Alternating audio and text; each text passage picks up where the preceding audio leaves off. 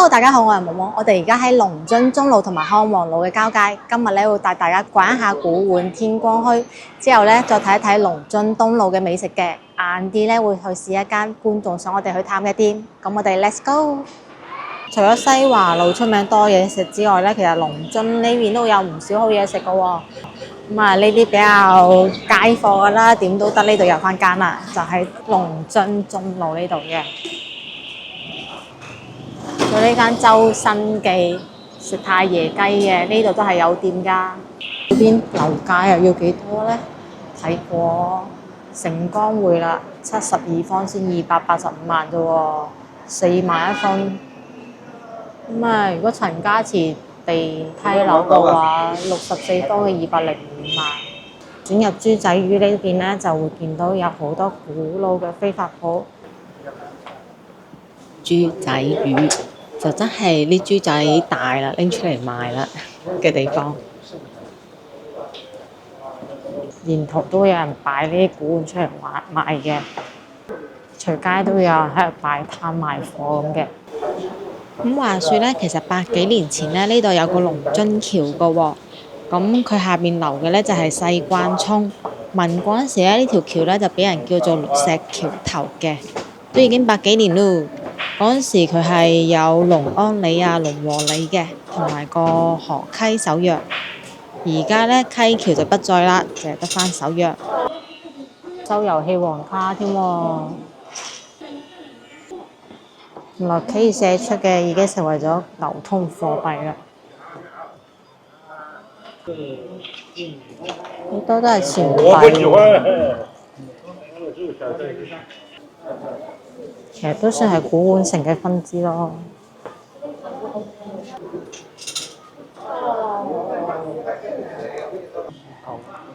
慈善助養呢隻小汪汪，一胎5隻寶寶，有啲似北京嘅潘家園咯，不過規模就細好多。各種耀木，一直行到青龍新街嘅，沿途都係呢啲咁嘅鋪頭嘅，擺街嘅臨時攤販都唔少。咁啊，酸唔酸枝木就唔知啦，反正就舊傢俬收咗一堆，款式咧就真係舊嘅。成條古玩街比想像中長好多。安宮牛黃丸都有喎，雖然商鋪就唔係好密集，但係要揾嘅種類嘅話咧都好齊全。花膠、大補酒都有喎。咁啊，原來直接寫埋有牌嘅咯喎，天光墟揸正牌嚟嘅喎，一直延伸到呢度青龍直街，就會變翻到正常嘅街鋪古玩店啦。已經係下晝嘅4點半有多啦，呢個都唔單止係天光墟，日日都係墟啊！已成規模到標好晒鋪頭格數嚟俾你哋開鋪。銅錢玉石比較多啦。咁啊，除咗賣古玩之外咧，兼職仲要車下衫啊咩成。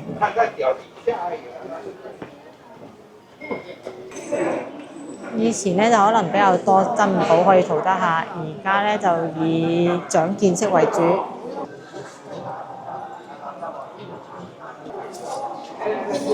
咁啊，最原始嘅天光墟咧喺長壽路嗰邊就已經有㗎啦。嗰陣時咧真係天光就會收鋪嘅。咁啊，好多年前啦，嗰條墟已經執咗好耐啦。呢個天光墟咧睇上去就應該類似永久性㗎啦，都畫好晒鋪頭規劃。外邊咧就非常之繁榮啦，反而入邊商場嘅鋪頭咧就吉鋪咧為主。紅花油都有喎，都幾隨心所欲喎。大家都話有武林秘笈啦，天劍絕刀啊！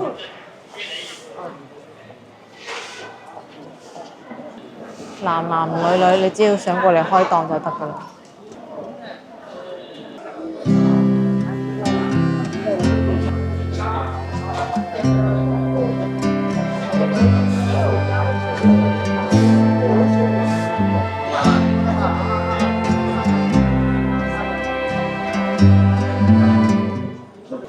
東夠唔夠咧就唔知啦。呢條巷咧就真係非常之舊，成個建築風格啊、體系啊都係好舊嗰種古巷嚟嘅。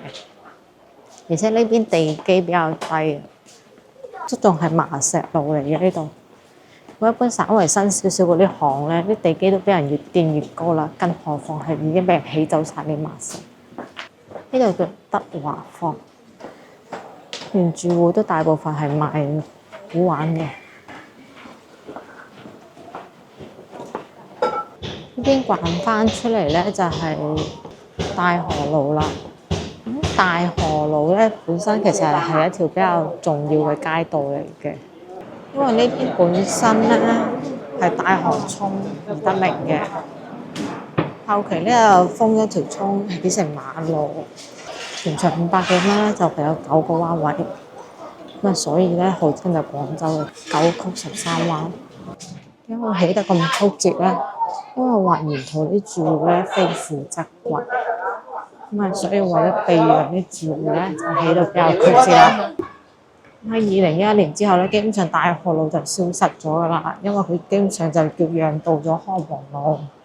咁啊，嗰時咧長壽西站咧都仲有大河站嘅，龍津東嗰度咧都亦都有大河路口，但係而家咧都變晒做長壽西康王路口同埋龍津中路啦。除咗西華路以小食出名咧，其實龍津路有唔少好嘢食嘅喎。而且呢邊西關風情街大部分都係騎樓嘅，雖然有和業廣場呢啲新興嘅商場，但係古建築呢邊都有唔少。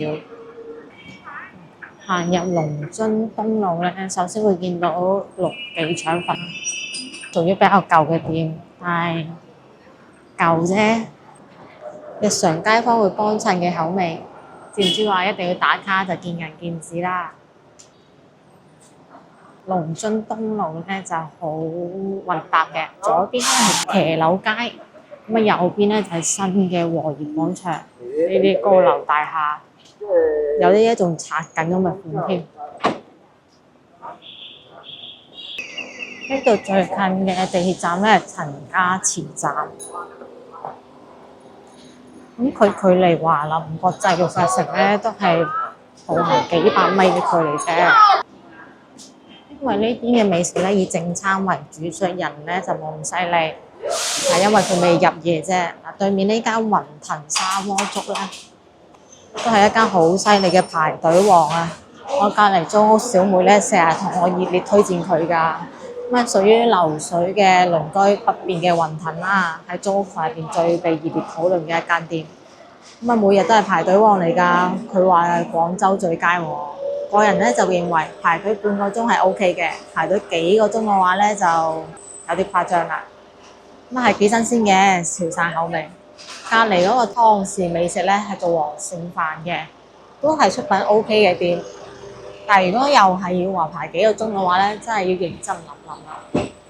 至於而家咧開咗間超記煲仔飯喺度，咁其實超記咧最開頭係做酒鬼嘅，2000年左近咧喺北京路星光花園度開咗第一間實體鋪，咁啊而家就開到連鎖咁樣啦，通街通巷都有幾間喺左近啦。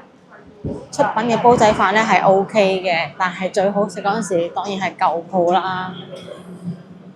話晒嗰陣時係阿老師傅自己親手坐鎮、親手整嘅喎。而家咧做咗連鎖之後，品質係好難 keep 得到啦。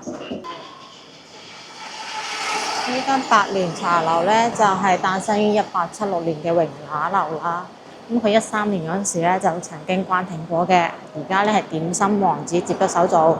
咁啊15年嗰時先開翻個3樓嘅粵曲茶座啫。粵曲咧好似話係下晝1點半開到夜晚6點鐘收場。雖然係老式茶樓啊，但係佢都好窩心咁樣加裝咗一部電梯，方便人哋上落樓噶啦。大部分都係以街坊幫襯為主嘅。咁以前我哋都過嚟呢邊聽過曲嘅，嗰陣時駐場嘅咧係雲峰粵劇團。而家開翻咗3樓嘅粵劇，但係唔係再係雲峰啦。3樓咧聽曲咧，當年咧係可以唔點嘢食，齋俾茶位錢就得噶啦。嗰陣時係10蚊一位，可以聽一日噶啦。除咗炒菜食飯好之外咧，呢邊點心都係唔錯㗎，雞仔餅啊係佢主打招牌。咁啊見咁旺，肯定口味出品 OK 先會咁好生意嘅，價格都非常之實惠。咁佢喺呢條龍津東路度咁多年，見證晒佢嘅歷史變遷啦。隔離咧就係老友食雜店，係一位伯伯賣粽嘅，賣咗好多年㗎啦。睇下佢肯定仲有堅持賣啦，不過人哋一般做早餐嘅，賣晒就關門。咁啊呢邊其實以前咧仲有一間食螺肉粥嘅，都好正嘅，叫錦記，就喺對面而家麥理堂嘅隔離條巷仔嗰度。不過可惜咧捱唔過疫情，2002年嗰時咧就話執咗，換咗做第二間店。疫情對美社衝擊還是有的，可惜了一間螺肉粥啊！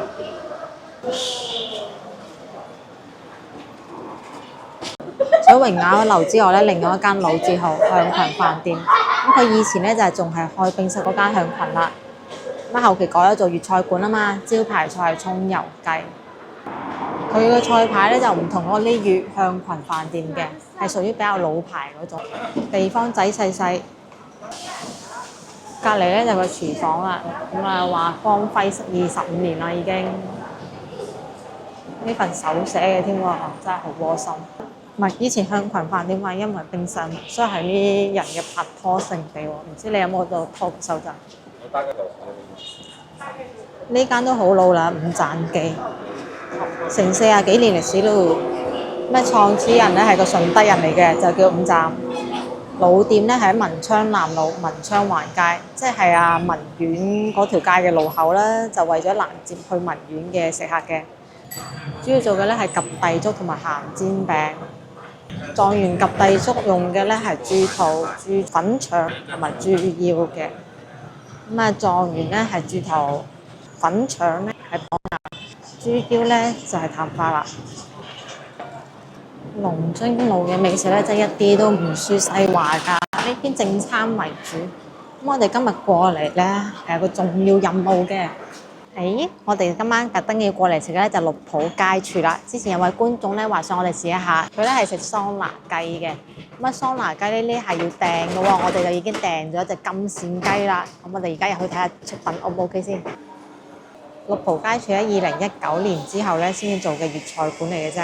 但係佢嘅大廚咧就係東方賓館嘅主廚新哥啦。而家咧就啱好晚市開始，呢度咧1樓2樓嘅，不過行樓梯上落，座位都編排得比較寬敞嘅。嗱，我哋訂嘅咧就係藥山大鱔雞，可以起片嘅話咧係428蚊一隻嘅。咁如果細少少嘅金線雞咧係280蚊一隻，咁啊最平嘅咧土雞巷係128蚊一隻嘅。呢啲全部都要提前預約先會有得食㗎。咁我哋而家咧就坐落啦，因為係訂好嘅，所以就即刻打一份單子出嚟俾我哋啦。咁我哋係280蚊嘅金線雞一隻，起片做法桑拿雞煲嘅，仲贈送咗一個金針菇湯底咧，係五指毛桃鹿茸底。睇下效果係咪好正先？佢而家主推嘅咧係呢個金湯佛跳牆，話攞埋獎㗎啦，功效就寫到非常之多啦嚇。咁用料亦都好名貴，細份嘅話2到4人，最平咧係98蚊起嘅。咁大份係8到12人。咁自己雞呢邊咧，除咗做呢啲金線雞啦，仲有葱油雞同埋真味雞嘅。咁寫明好多都係要提前預訂先有得食㗎。咁至於呢起片嘅金線雞咧，係可以做起片打煲，亦都可以做桑拿嘅。後邊仲有啲啫煲菜，3杯雞45蚊，蝦海鮮呢啲，乳鴿都要訂嘅喎，45蚊隻。哇！呢條魚個樣咁勁，高湯油鹽忘不了魚，108蚊條。哇！正啊！呢邊啲餸其實唔貴喎，成板都係40零蚊到喎，得2個60幾蚊。冬瓜盅128蚊一個，亦都係要接受預訂嘅。如果比較經濟實惠嘅街坊菜咧，就基本上嚟點就得啦。但係逢係呢啲寫咗預訂嘅咧，價係會貴啲，但係佢嘅特色菜咯。煲仔飯都有喎，40幾蚊一煲，種類繁多啊。辣嘅都有喎，辣菜有唔少。仲要幫你加工喎。不過呢邊離黃沙市場有啲距離喎。咁啊，各種煲咧，而家冬天佢做嘅品類都幾多下嘅喎。誒，仲有套餐添喎，128蚊有啲咩咧？半隻土雞項，2選1喎，原來同隻鵝。唔係喎，5選4喎，哇幾個菜啊，即係4菜1主食啊，大概係咁啦，仲可以變成3菜1湯1主食喎，128蚊，起碼3、4個人食先食得晒啦。咁佢除咗呢啲直接點餐之外咧，佢其實常年咧都會喺美團啊、點評上面度做團購嘅，同我哋之前食嘅莫大毛有得揮添啊！咁啊2到3人餐99蚊，睇下有啲咩食。嗱，你睇下先，熱菜3選2啦，即係有2個菜式啦，一個主食咧係煲仔飯嚟嘅添，包埋晒茶位，仲有湯飲，先至99蚊，真係絕對係夠食嘅。由2人餐到4人餐火鍋任君選擇，因為實在係非常之便宜啊！走地雞煲先88蚊咋，半隻走地雞啦，包埋華豐麵，仲有牛肉丸。呢邊咧雖然地方唔大，但係啲環境佈置得好雅致下㗎，擺咗部華南牌衣車添。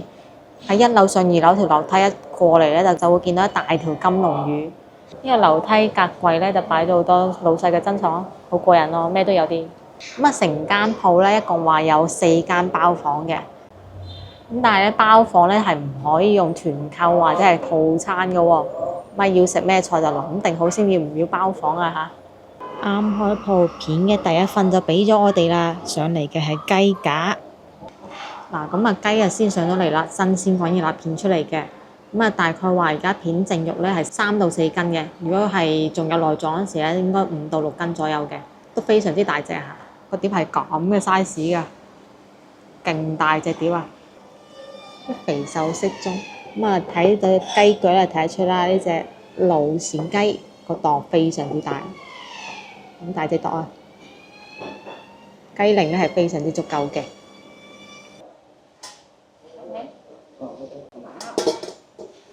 只要唔係非常之忙咧，服務員都係會主動過嚟幫你落雞啊，幫你整咁樣嘅。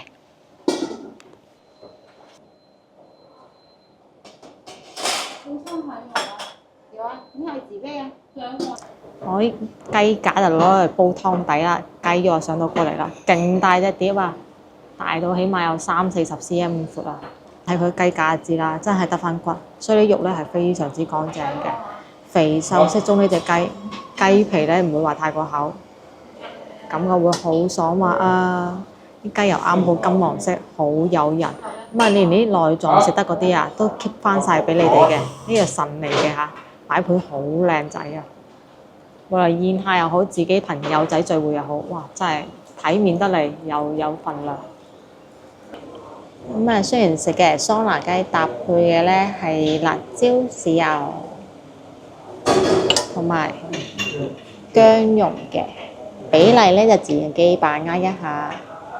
薑蓉入邊擺咗少少葱㗎，如果介意嘅話咧，提前同佢講睇有冇得走一走。我就已經溝好晒啦，等吃咯。贈送嘅金針菇鋪底先，話索埋啲雞味咧最啱 key。大部分嚟食起片雞嘅咧，都係選擇咗呢種桑拿嘅做法嘅。哇！喺一大盤齋純肉，起碼可以落3盤啦。3分鐘啊！3分鐘有埋計時器嘅，就等開餐食飯啦。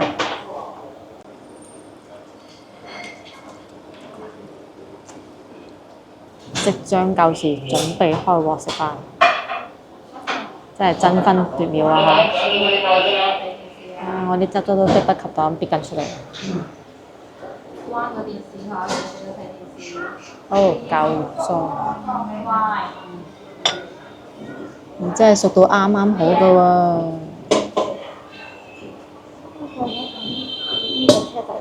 隔住屏幕，唔知你 feel 唔 feel 到啦？我就聞到勁香嘅五指毛肚味。唉，唔講啦，開食啦要。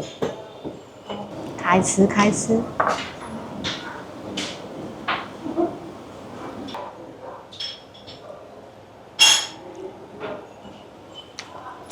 起咗骨係唔同啲嘅，純肉，啖啖都係肉。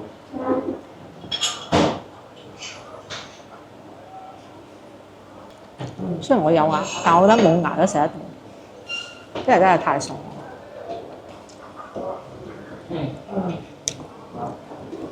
熟得啱啱好嗰陣時咧係最好食嘅，所以建議咧，如果想慢慢品嚐咧，就先夾翻起佢哋，咁樣咧可以 keep 住佢嗰個爽脆度，唔會話太過老啊嘛。咁我哋開鑊食到而家咧，真係好多都係訂位過嚟食嘅喎。唔想等嘅話，真係最好訂定台啦。因為有皮嗰部分真係特別甘香嘅喎，啲皮仲非常之爽脆添。係咯，起咗片之後咧，啲皮咁爽脆，真係靈魂人物。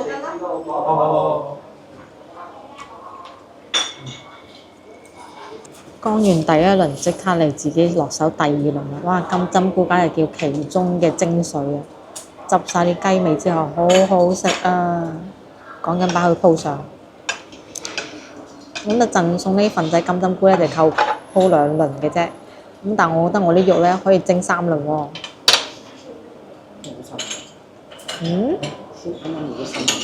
哇！先攞3輪呢一雞就大鑊啦！我以為食3輪食得晒。事實我覺得可能要行4輪啦，怎麼辦？又真係要3個人咗斤先可以消耗晒喎。怪唔知我訂雞嗰陣時話2個人嚟食，佢一臉驚訝，我以為係驚訝我唔夠食啦，點知佢驚訝我你食唔食得晒喎？啱先聽到咧已經話冇位㗎啦，乜而家6點啫喎，陣間走嗰陣時睇睇係咪真係咁火爆？咁啊起片雞我哋都唔係第一次食啦，但係呢間咧真係相對叫做比較出色嘅。倒計時1秒都不能多，自己嘅一把握好嚇，唔好掛住傾偈，過咗少少就真係會老㗎啦。最亂玩嘅時候最正嘅，食啦食啦，講緊把佢夾起來先，我已經有經驗啦，唔好掛得慢慢傾慢慢烚啊嚇，蒸過籠真係有啲可惜。幾釘嘅啲皮，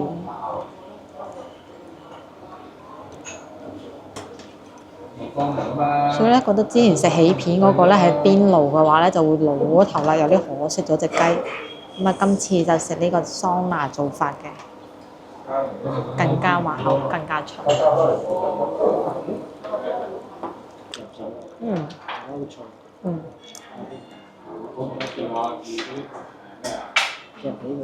頭養豬嗎？你俾咁多我，哇！好期待煲湯啊！你睇啲雞又幾靚，金黃色嘅雞，慢慢滲翻落煲湯度。咁一路食緊期間咧，其實我發現咧，呢啲起片雞咧，唔係真係一定要話訂咗先有得食嘅喎，都有好幾台人係過嚟坐低直接點菜，咁啊只要老闆娘話仲有貨，咁你就可以點㗎啦。喺2樓窗邊位呢度咧，時不時會有外來貓咪行過嘅，不過好乖，佢哋唔會行入嚟阻住呢啲食客食嘢嘅。如果話驚小動物嘅話咧，就可以揀其他嘅大枱咯。喺4輪之後，終於清晒啲雞肉啦，開估咗煲湯，哇，金黃到飛起啊！好香嘅五指毛肚雞湯味啊！俾料好足㗎，好香嘅葱奶白色的湯。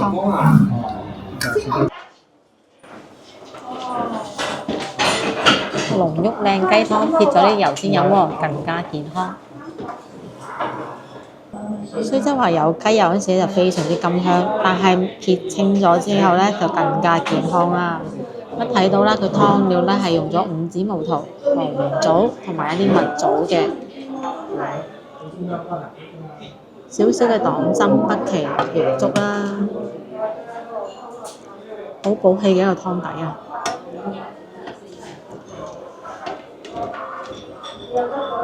啲雞翼啊、雞髀喺度撈翻嚟繼續食，飲啖靚湯先。來上湯小魚，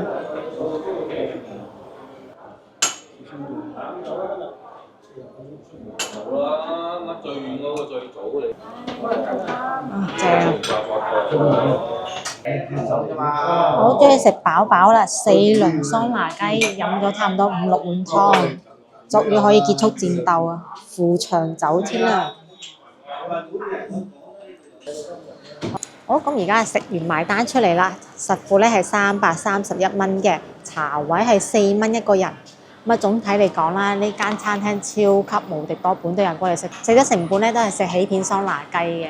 咁佢係雞靚有雞味啊，皮爽肉滑，我就覺得非常之值得推薦嘅。好多謝嗰位觀眾嘅推介啊，過嚟食啊 ，OK 嘅呢間係。咁如果中意我嘅短片咧，記得 share 俾朋友仔喎。時間都未遲，唔係即係翻到。咁我哋2個人嘅時咧，其實有啲叫做超負載咁走嘅，真係扶牆㗎。如果上嚟嘅觀眾記得喎，起碼叫夠3個朋友仔嚟先嚟食呢隻金閃雞咯。我哋而家咧就去西門口地鐵站度撤退啦。呢間華哥私房菜咧，其實本身咧就聚瓊樓，佢都係寫住喺度嘅。咁啊，之前聚瓊樓因為升租問題咧，所以就執咗。但係隔咗1年之後咧，華哥就開咗出嚟啦。華哥係真係正統傳人嚟㗎，係之前老細嘅二仔嚟嘅。都攞咗米其林推薦餐廳㗎啦。佢最出名嘅梗係聚瓊雞啦，108蚊一隻嘅。一條龍津路咧，可以講得上口嘅老字號都成4、5間啦，冇翻咁上下實力真係好難踎得落去㗎。龍津自古傳說有大把啦，肯定逃唔開龍嘅口水呢個客嘅。不過其實佢咁多好嘢寫喺度啊，會唔會係因為龍見到都會流口水啊啦？仲有一間好嘢食嘅喎，雖然唔喺龍津東路嘅主路上面，可能就呢間啦。創發，難得呢個米其林必俾人推介餐廳㗎啦，推薦食佢嘅好味肉，哇！連續好多年啦已經，同埋真味雞嘅。嗱，記得喎，想食更加多嘅好嘢，聽最地道嘅感受嘅話，就關注我嘅頻道，點個 like 啊，分享俾朋友仔，下集見，拜拜。